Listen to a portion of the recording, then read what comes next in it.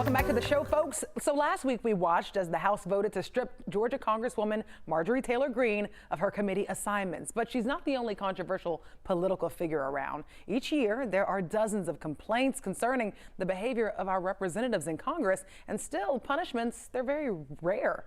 Why? Here's our Why Guy.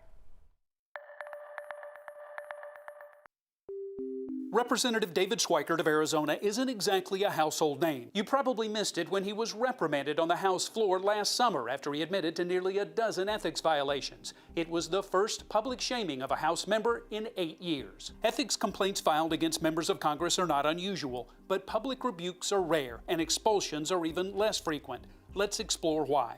The U.S. Constitution states that Congress can punish members for disorderly behavior, but it's up to members of Congress to determine what that means. There's no list, not even a suggested list of misconduct that would trigger a sanction. So not only is it undefined and somewhat arbitrary, it can be inconsistent. Both the House and Senate have committees that look into complaints. According to their annual report, the Senate Ethics Committee looked into 144 alleged violations of Senate rules last year, dismissing all of them because they either lacked merit or adequate information.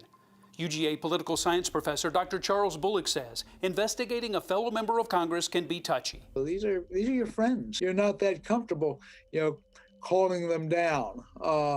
And again, for some instance, it might be a situation where a person is there, but for the grace of God go I. Members of Congress can expel, censure, condemn, denounce, or reprimand. In 1979, Georgia Senator Herman Talmadge was denounced over financial improprieties. He lost his bid for re-election the next year. Several members of Congress have resigned under the threat of expulsion. That's what happened with Robert Packwood in 1995, the last time a U.S. senator has faced expulsion.